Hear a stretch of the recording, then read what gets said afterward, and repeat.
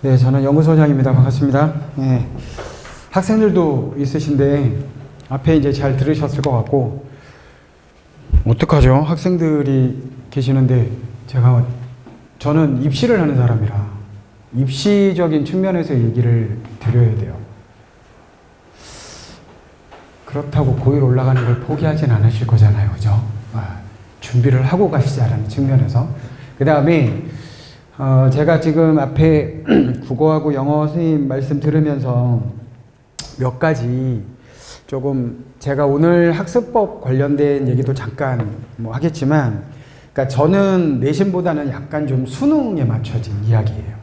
근데 아까 국어 선생님이 이제 그 지금 고전문학이라든지 독서 기본기라든지 뭐 어휘 문제 얘기하셨단 말이에요. 이게 참 아쉬운 게 뭐냐면 저는 재수생, 그러니까 재수를 하러 오는 학생들을 만나는 사람이란 말이죠. 재학생이 아니라.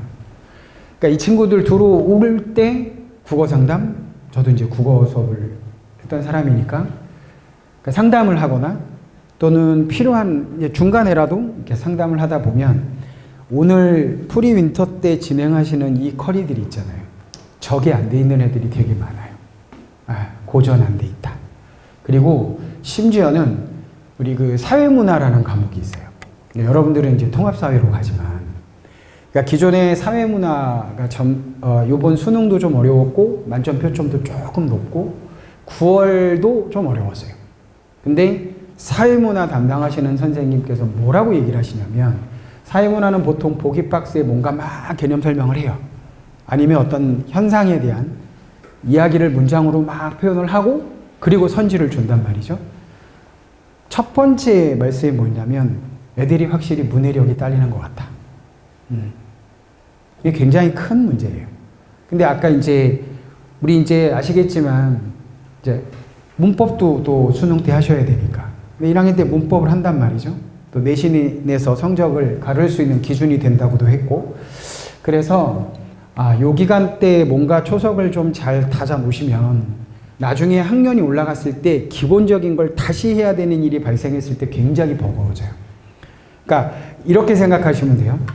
수원을 배운다고 하면 수원에 이제 기존 수원에 세 단원이 있단 말이에요. 지수로 함수가 있고 삼각함수가 있고 수열이 있었는데 근데 이게 학교 내신으로 가면 수원이 1학기 중간고사 전범위가 아닐 거란 말이에요.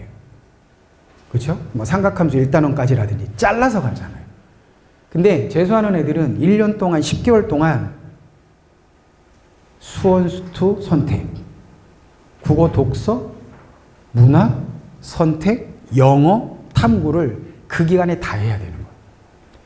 그러니까 그러다 보니까 앞에 이 지금 1학년 때 공부를 했었던 이 기본적인 과정부터 다시 시작해야 되는 애들이 생각보다 많다? 그러다 보니까 되게 시간적으로 많이 쫓겨요.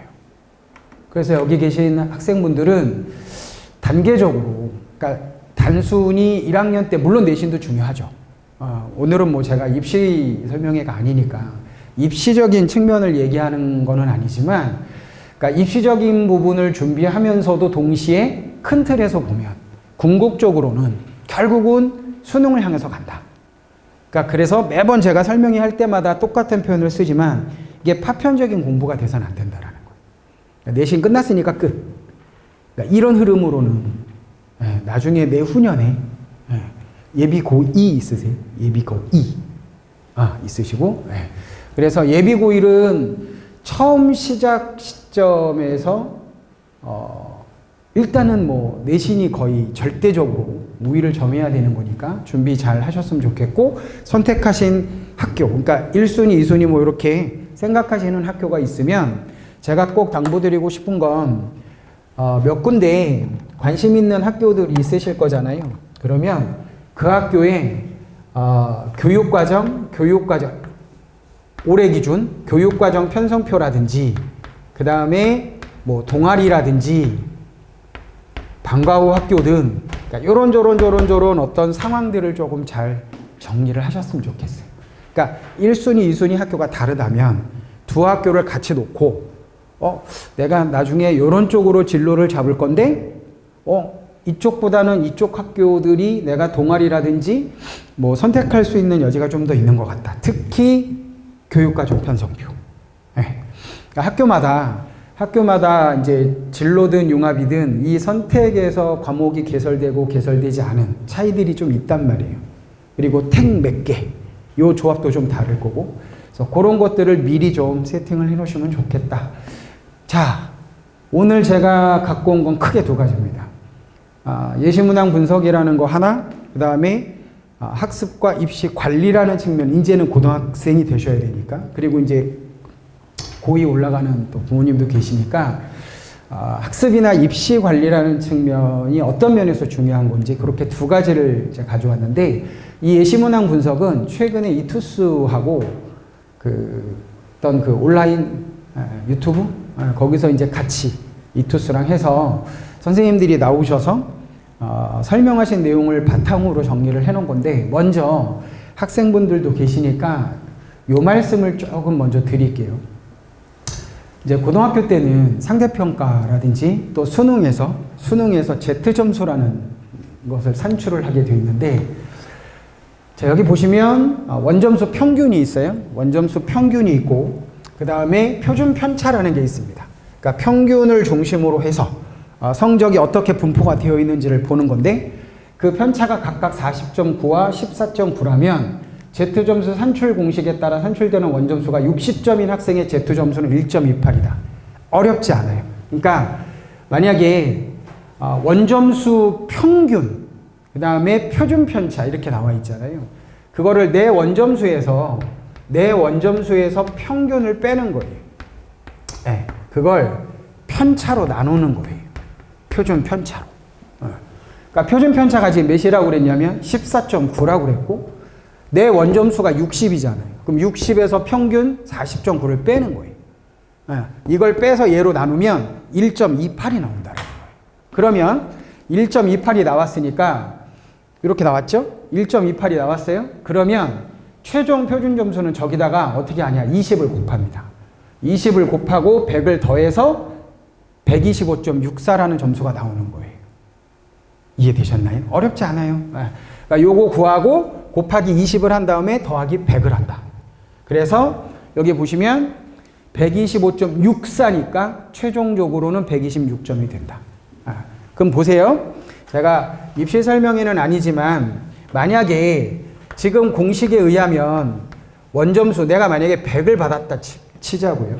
근데 평균이 있잖아요. 그리고 표준 편차가 있어요.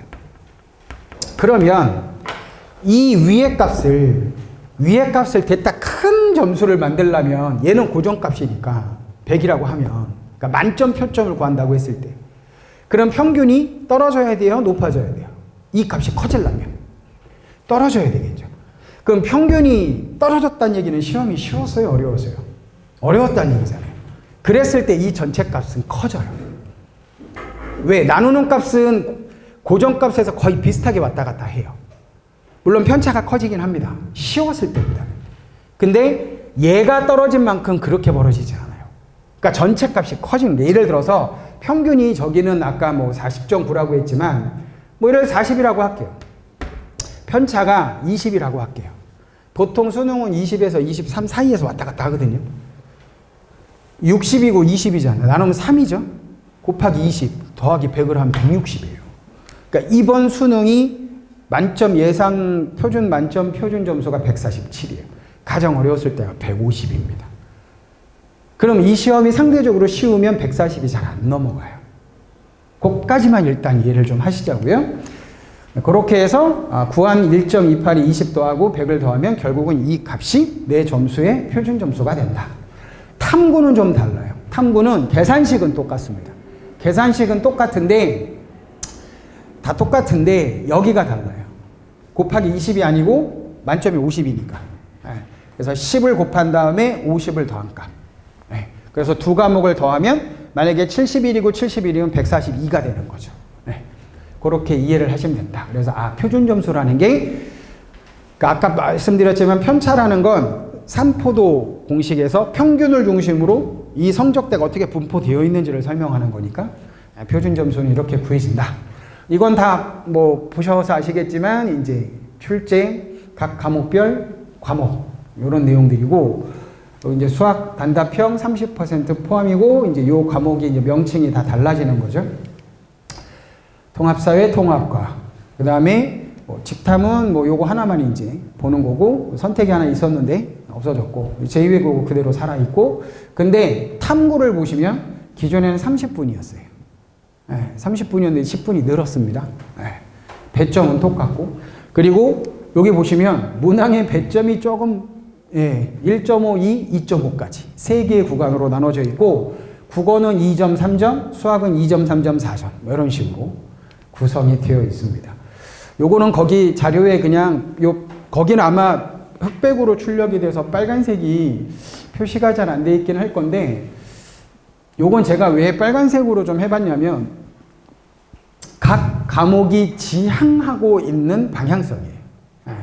요건 참고로 그 한국교육과정평가원이라는 데를 들어가시면 검색해서 한국교육과정평가원 그러면 28학년도 수능 관련된 보도자료가 있으니까 보도자료 클릭해서 들어가시면 요 내용은 다 보실 수 있습니다. 저기 어휘 개념 뭐 나오죠? 아까 어휘에 관련된 내용도 있었고 뭐 문해력과 관련된 기본적인 것이니까 자, 제가 정리한 국어의 핵심은 이겁니다. 지금 문항 구성이 화법과 언어가 10문항 1번에서 10번으로 구성이 되고 요거 저기 예비평가 문제를 기반으로 말씀을 드리는 거예요. 독서와 작문 20문항입니다. 11번에서 30번. 그리고 문학이 15문항인데 31에서 45번으로 구성이 되어 있어요. 근데 재밌는 게 뭐냐면 입시제도가 바뀐 거잖아요. 입시제도가 바뀌었는데 요 문항 배치는 2014학년도 수능과 매우 유사합니다. 앞에만 빼고 나머지는 다 똑같습니다. 그래서 제가 14학년도 문학 구성을 여기다가 적어드렸는데 1번부터 5번은 화법이고요. 6번부터 10번은 작문, 11에서 15는 문법. 그 뒤에는 똑같습니다. 독서와 작문이 20문항이니까. 그러니까 16번에서 30번까지가 독서인데 여기 작문이 있었단 말이죠. 그리고 문학이 31번부터 45번이 똑같습니다. 그러면 당장은 아니더라도 뭐 고2 겨울방학 때쯤 되면 제가 여기 14학년도 수능과 유사하다고 했으니까 저 기출문제는 EBS 들어가면 다 올라와 있거든요. 그럼 그 문제를 출력해서 문항 구성이 이런 식으로 비슷하게 가는구나. 그러면 팁을 드리자면 지금 31번부터 45번 문학은 똑같잖아요. 그러면 이게 현대시, 고전시가 현대소설, 고전소설 또는 뭐 장르 복합으로 수필이 어떻게 걸려 있는지 그런 구성도 한번 보시면 이런 식으로 배치가 돼서 출제가 될 수 있겠구나.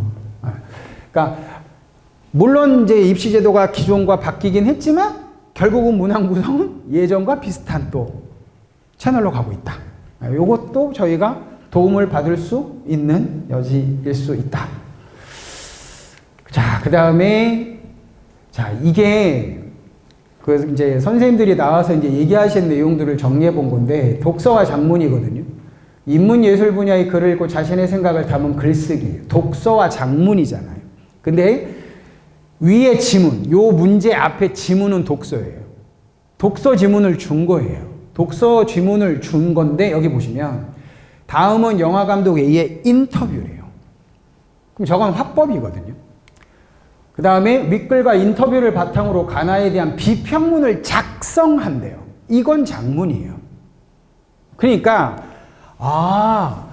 이게 지금 개정교육과정, 그 다음에 우리가 흔히 얘기하는 통합과정이라고 하는 이 교육제도에서 일단 국어부터 말씀을 드리면 국어가 가는 방향은 내가 문학을 끝냈어, 독서를 끝냈어, 작문을 끝냈어, 뭐 문법을 끝냈어, 이 파편적으로 요거 하나 끝낸 걸로 해결이 되는 문제가 아니라는 거예요.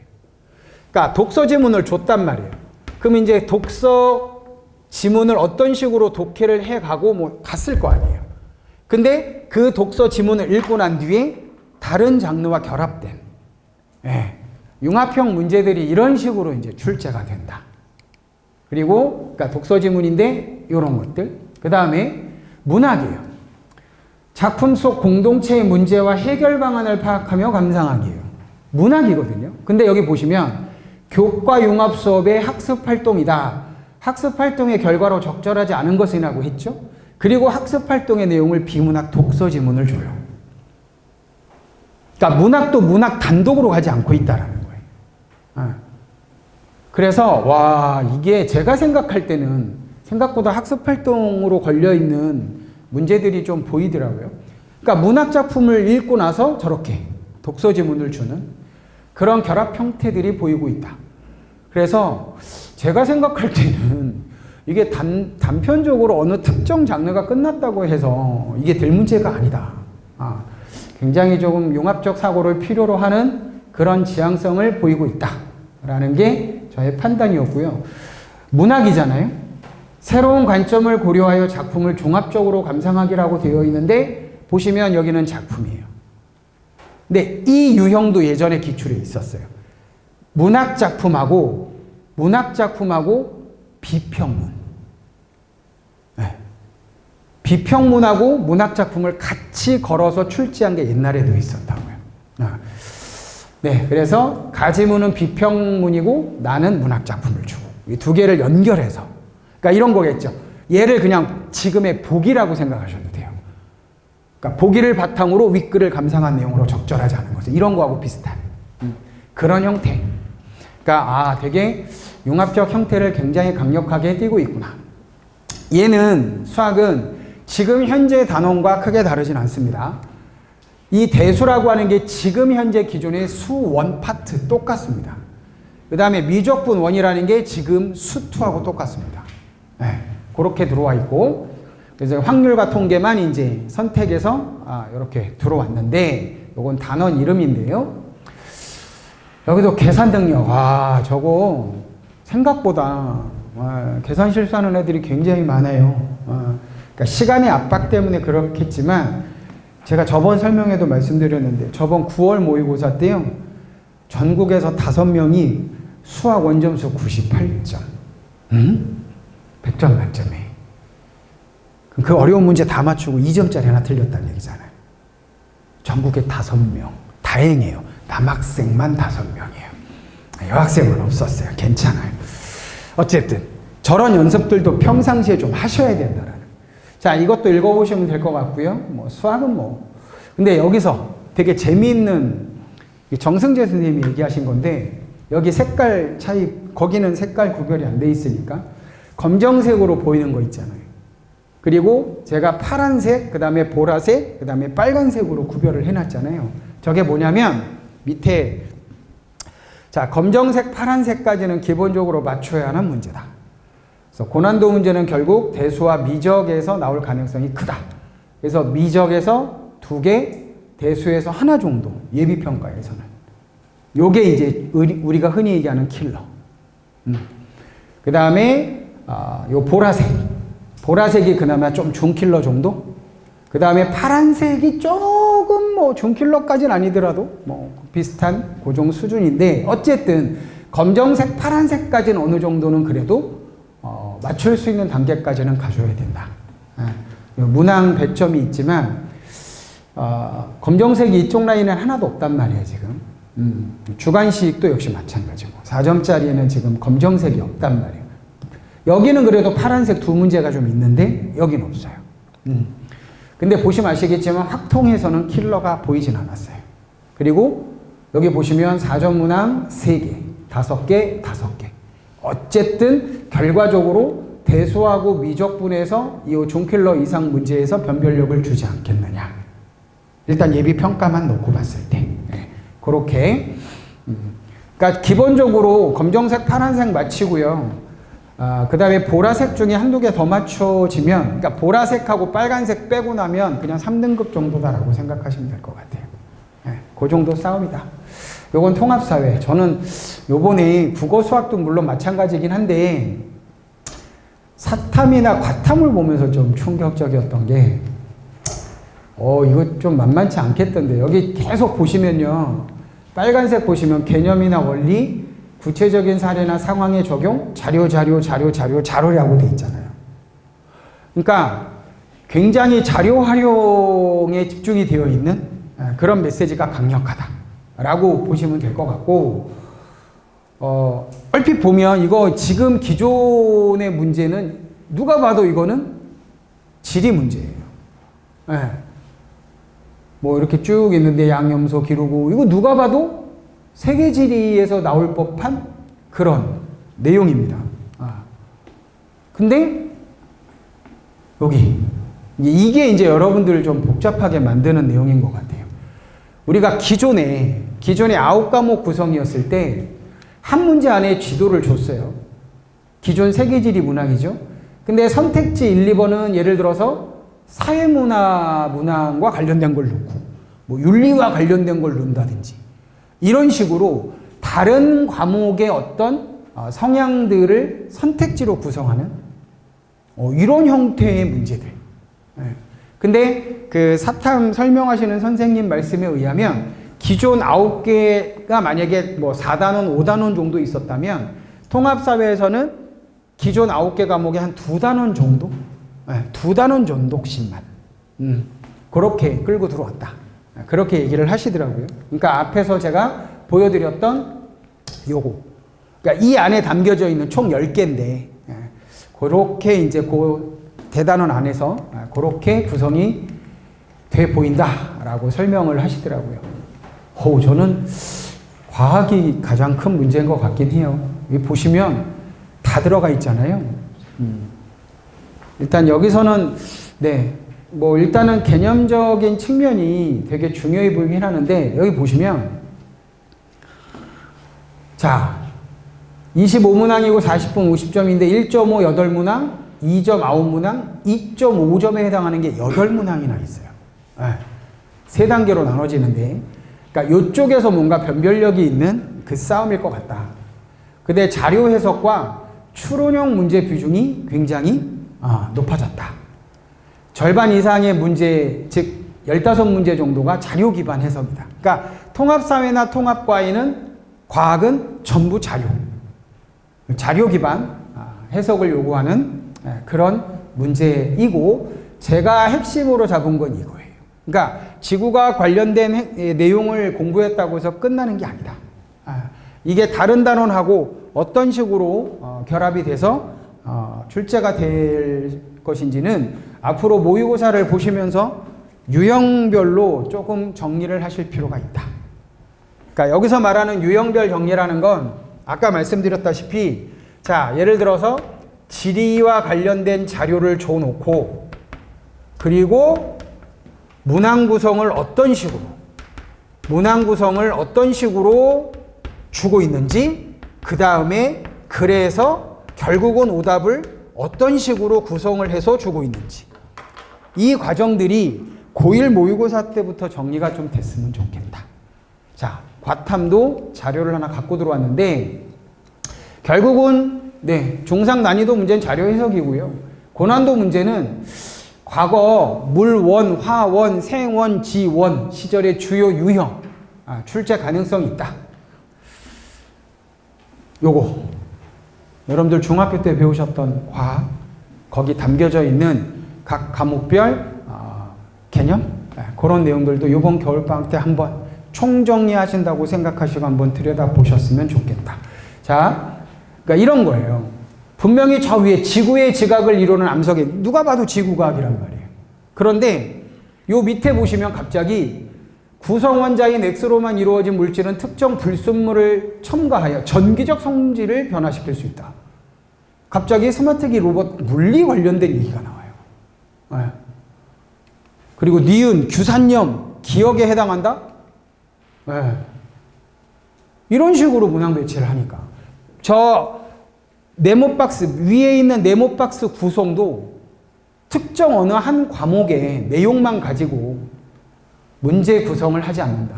얘도 이 대표적인 문제인 것 같아요. 얘가 누가 봐도 지구과학이거든요. 근데 별의 내부 구조니까. 근데 갑자기 여기서 XYZ는 규소철 탄소를 순서 없이 나타냈다 해놓고 원소 얘기가 나와요. 얘는 또 화학하고 결합을 시키는 거예요. 지구과학 문제에 누가 봐도. 근데 화학으로 또 연계를 한다든지. 그래서 제가 정리했던 내용들은 여기에요.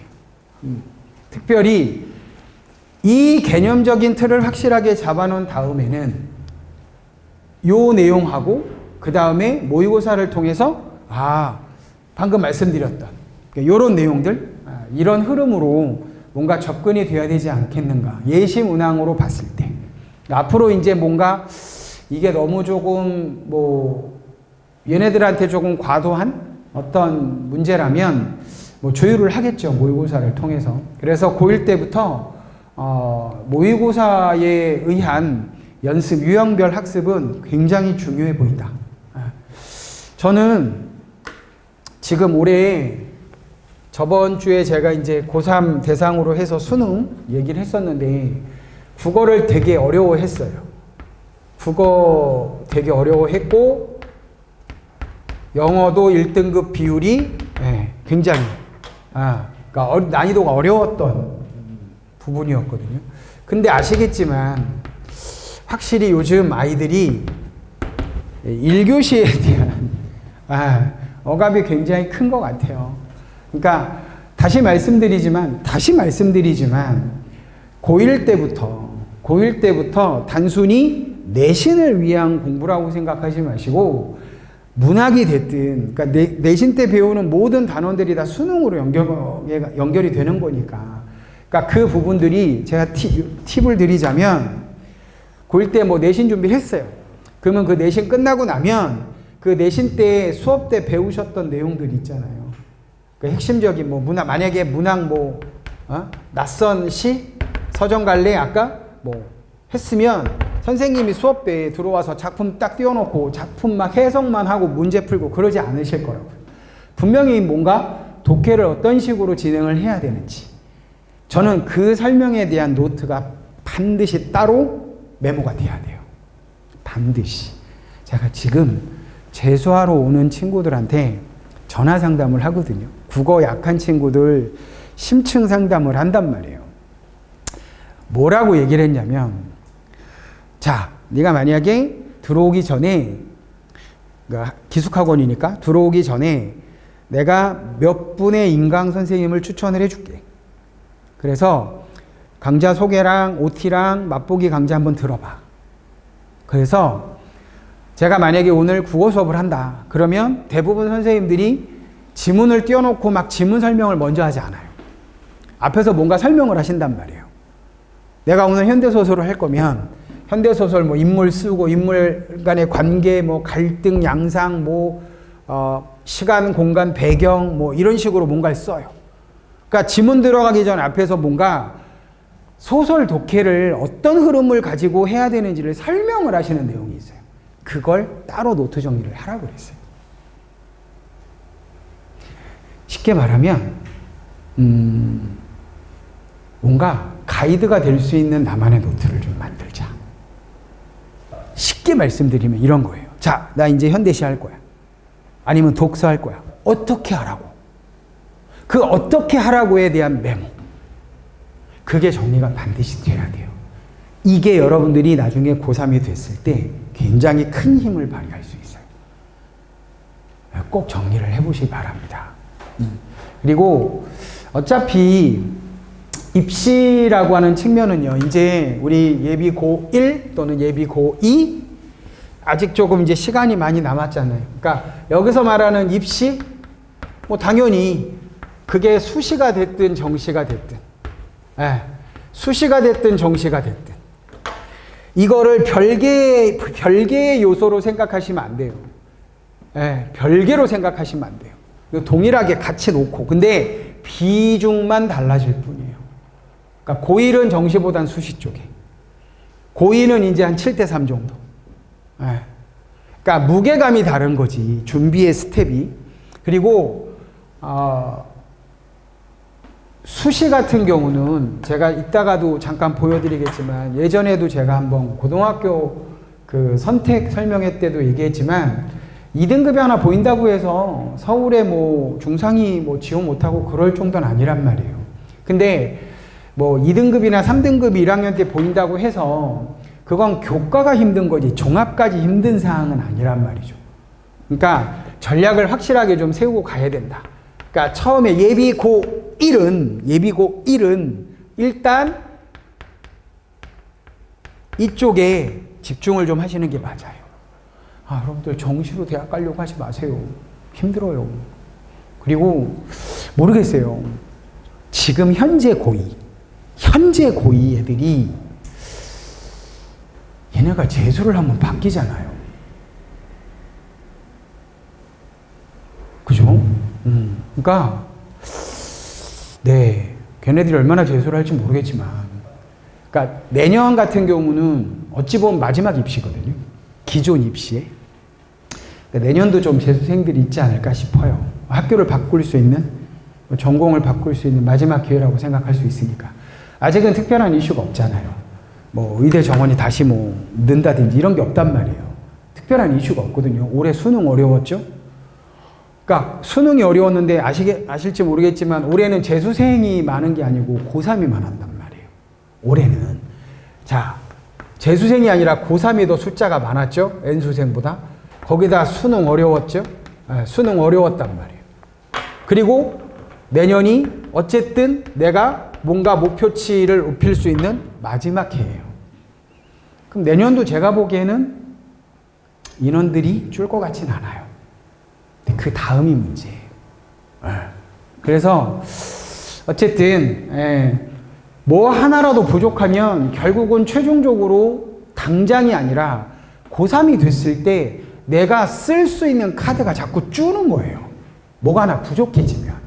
교과가 안 되면 교과 버려야 되고, 비교과 활동 잘 안 돼 있으면 그럼 종합도 버려야 되는 거고, 그럼 논술하고 이제 정시 남아있는 건데, 이게 자꾸 가능성이 줄게 만들지 말자, 우리는. 예비 고1이니까. 그 얘기를 꼭 강조하고 싶고요. 그래서 28학년도 입시를 준비하는 친구들은 확실한 입시 전략이 필요하다라고 생각이 드는 거고요. 이게 저번에 얘기했던 내용이에요. 그러니까 하나가 2등급이 보여도 평균 등급이 1.16인데 인원수로 이게 비교를 해보면 이 정도라면, 이 정도까지는 충분히 서울권에 의미 있는 학교들 충분히 지원할 수 있는 거리는 생기지 않을까. 그런 자료 이제 정리해 놓은 겁니다. 그리고 제가 지금 계속 교과 얘기를 하고 있잖아요. 이 교과가 왜 중요해졌냐면요. 이젠 몇 군데 경북대도 그렇고 추가적으로 계속 학교들이 28학년도 자료를 올리기 시작합니다. 자, 서울대도 정시에서, 수시 말고 정시에서 이게 들어온대요. 얘가 들어온대요. 근데 이게 기존에는 교과 역량 평가 40이 기존에도 있었어요. 근데 이건 정시에서 서울대는 지균으로, 일반 전형은 20이었거든요. 근데 이게 얼마나 무서운 거냐면, 진학사 모의 지원하고 이러면 점수 공개라는 게 뜨는데, 우선순, 그러니까 최초합의 점수가 들어오지 않은 학생이 최초합이 되는 경우가 생겨요. 쟤는. 근데 20 정도면 그 역전 현상이 별로 없었단 말이에요. 근데 지균 다 없애고 이렇게 가겠대요. 40으로 가겠답니다. 그러니까 1학년 때 교과가 허물어지면 아무리 정시에서 수능을 잘 봐서 서울대를 지원하는 점수가 나오더라도 만약에 이게 무너져 있으면 저평가 점수에서 조금 불리할 수 있다. 그리고 일단은 1단계가 예니까 등급 안에 안 들어오면 3배수 안에 못 들어가면 끝이에요. 저게 또 변별력이 생길 수 있다. 그리고 넘어오면 이제 100분위로. 지금은 표준 점수로 뽑고 있는데 100분위로 활용을 하겠대요. 그 다음에 경희대도. 이거 들어왔단 말이에요, 경희대도. 수능 90에 학생부 교과, 비교과, 출결, 봉사 10% 들어가겠대요. 근데 여기 보세요. 수능형에서 그냥 얘는 수능형, 그냥 수능 100으로 뽑겠대요. 근데 그게 전체 인원의 30%밖에 안 돼요. 그 전체, 만약에 1000명 뽑는데 100명은 수능 100으로 뽑겠다. 근데 나머지 70명은 이걸로 뽑겠대요. 그럼 저게 뭔데? 쫙 이제 학교에서 발표한 거. 그래서 여기서부터 이제 구체적으로 쭉 읽어보시면 돼요. 계열별로 학생부 교과목을 다르게 반영하고 비율도 다르게 할 거고 수학과 과학, 교과, 권장 최소 이수 학점 또는 과목수를 가산점으로 활용하겠다. 뭐 이런 거. 그리고 관심 있는 대학들이 있으시면 이제 내년 5월쯤 되면 수시 확정안이 나오니까 혹시 학교에서 28학년도 관련된 자료가 올라올 때 혹시 권장 이수 과목 그런 게 같이 올라올 수 있거든요. 그러니까 그런 것들도 같이 한번 학과마다 다룰 수도 있습니다. 학과마다.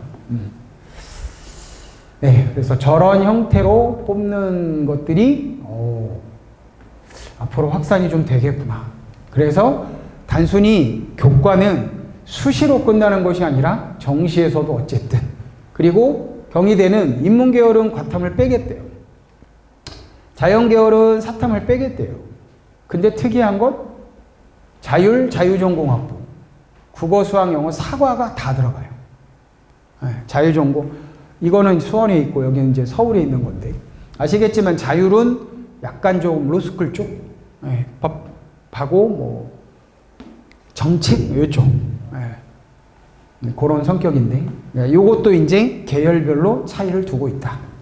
그럼 도대체 너네는 교과를 어떤 식으로 반영하겠다는 얘기니? 근데 여기도 또 재밌는 게 있죠. 석차는 3등급인데 성취도가 A라면 상위 성적을 반영하겠대요. 네. 그래서 A 그냥 1등급으로 반영하겠대요. 실제로 성차 등급은 3등급인데 이게 성취도가 A라면 이걸 반영하겠대요. 그러니까 등급이 3등급이라도 경희대는 A를 받으면 1등급으로 간다는 얘기구나. 그리고 수학 교과 권장 최소 학점 또는 과목수 가점을 부여하겠다. 조심하실 건 2학기까지라는 거. 2학기까지라는 거. 대부분은 1학기까지였다. 재학생은 2학기까지 그렇게 가산점 뭐 이렇게 옵션을 줬습니다. 그래서 제가 내린 결론은 결국 교과는 수시 전형뿐만 아니라 정시에서도 중요한 평가 지표로서 의미를 가진다. 그러니까 내신만을 공략하는 전략이 아니다. 이제는 이게 나중에 고3이 돼서 고1 내신이 결국 고3에 가서 내가 정시를 보더라도 이 교과든 종합이든 비교과 활동도 있으니까 비교과 활동도 정성평가가 있을 수 있으니까 그래서 그런 부분들도 유심히 좀 잘 생각하셨으면 좋겠다. 그래서 입시는 결국 이 세 개가 다 결합되어 있는 형태. 자, 지금 이렇게 얘기를 들으시면 뭐 그런 거예요. 야, 특히 우리 학생들은 아직 중학생이라고 뭐 벌써 저런 얘기를 하냐고. 근데 제가 설명회 할 때 가끔 저희 집사람한테 그냥 툭 질문을 던져요. 당신이 만약에 지금 고등학교 1학년 보내야 되는 자녀가 있다면 학교 선택할 때 가장 우선적으로 뭘 위주로 생각할래? 이렇게 물어보면 무조건 수시로 대학을 보낼 수 있는 그게 1순위래요. 그러니까 저희 애도 수시 그렇게 얘기했는데 잘 준비를 안 했단 말이에요. 어쨌든 정시로 갈 수밖에 없는 상황이었고 고3 때 막 진짜 맘 졸이고 어떻게 해서 합격은 했는데 원하는 과가 아니어서 다시 또 하게 되고 계열도 바꿔서 하고 그래서 몇 년 더 했죠. 근데 확실히 이 졸업생들하고 부딪히는 싸움은 만만치가 않아요. 수능은. 그래서 여러분들이 고등학교 4학년까지 다녀야 되는 게 너무 끔찍하게 싫다면 3학년으로 끝내시는 전략을 가지고 가셔야 된다. 이 표현이 이해가 되시겠죠? 학생도? 4학년으로 가면 굉장히 힘들어진다. 그렇습니다. 그러니까 1학년 때 힘든 게 나중을 위해서 힘든 게 아니라는 생각을 하셔야 돼요. 그래서 제가 이제 여기 커넬 와서 설명을 하지만 제가 만약에 저희 애가 만약에 고등학교 가야 되는데 이런 입시 설명회를 했다? 그러면 제가 뭐 하려고 다른 이 지역의 다른 학원에 왜 다른 학원의 선생님들한테 애를 맡기겠어요?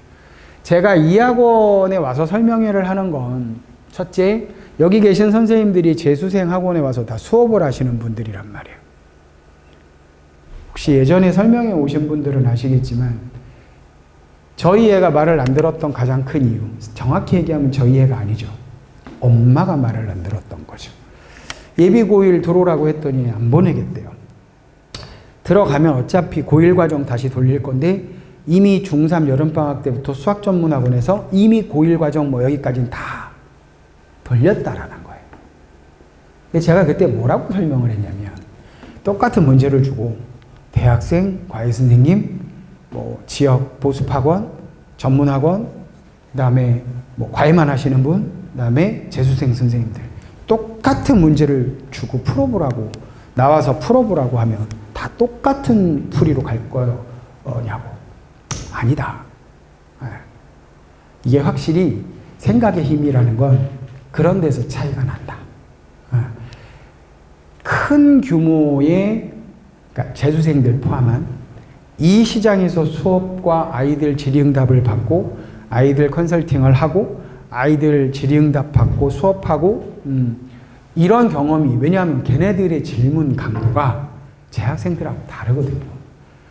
그러니까 그런 것들이 다 소화가 될 수 있는 역량을 갖고 있는 선생님들이 와서 지금 수업을 한다는데 당연히 거기다 아까 뭐 진성화 선생님도 영어 선생님도 얘기하셨지만 모든 선생님들이 어쨌든 학교별 내신 적합성 다 알고 계시니까 거기에 맞춰서 내신도 같이 또 입시도 같이 제가 강조하는 건 이거였어요.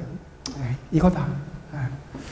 그리고 그런 부분들이 어쨌든 저는 장점이라고 생각을 했고 여기서도 뭐 저뿐만이 아니라 뭐 다른 뭐 선생님들도 오셔서 입시 관련된 설명회도 하시고 뭐 컨설팅도 하고 계속 저런 부분들도 얼마든지 그러니까 관리가 잘 안 되는 부분이 여기서는 제가 뺐어요. 생활관리 있잖아요. 이 생활관리 진짜 무섭습니다. 특히 방학 때. 학교 다닐 때야 뭐. 일정한 시간 속에서 움직이는 거지만 주말을 어떻게 보내고 방학을 어떻게 보내고 그러니까 이 시간들이 이 누적된 힘이 처음부터 굉장히 확실한 동기부여와 습관이 정착이 돼줘야 된다. 그렇지 않으면 굉장히 힘들어지는 싸움으로 간다. 그런 얘기입니다. 제가 생각할 때는 이 통합교육과정이 학생들 뭐 발표하시는 선생님들 대부분이 그러세요. 학습량은 늘었다.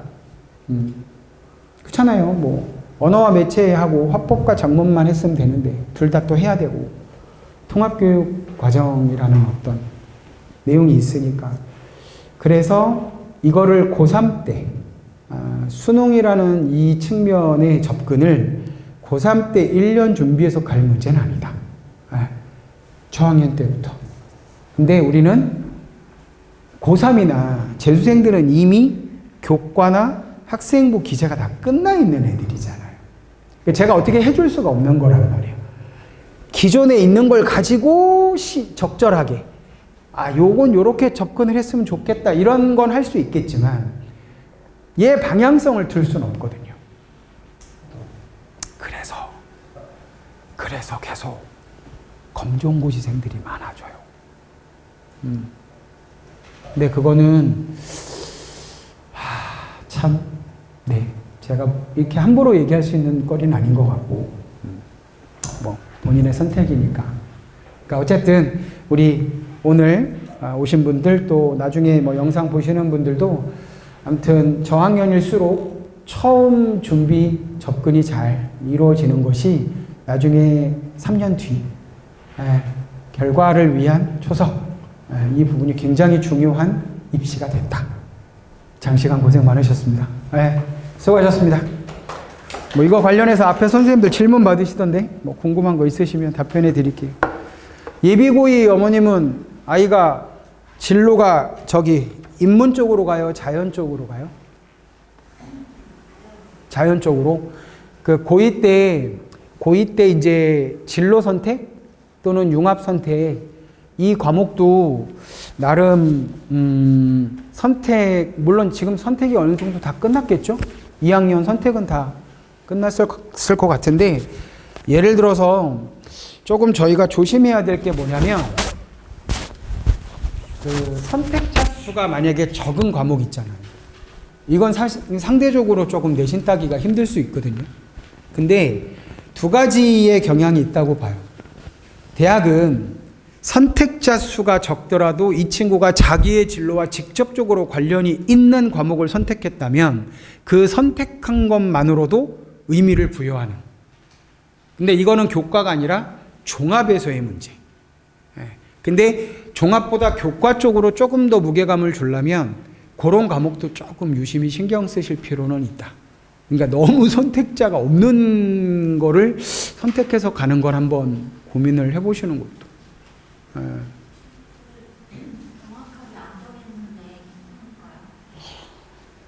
그러면 기본적으로 자연계열이니까 만약에 내가 공학이든 의학계열이든 뭐 정확하게 어떤 노선이 안 정해져 있다면 저라면 기본적으로 수학 과목 있잖아요. 그러니까 선택할 수 있는 최대한 수학은 어쨌든 자연계열 학생이니까 그쪽은 어쨌든 선점을 하고 가는 게 맞다. 그러니까 막 이것도 하고 학통도 하고 미적투도 하고 심화수학도 하고 하기가 너무 부담스럽다. 근데 본인의 진로가 확실치 않다면 그쪽은 선택하고 가는 게 맞다.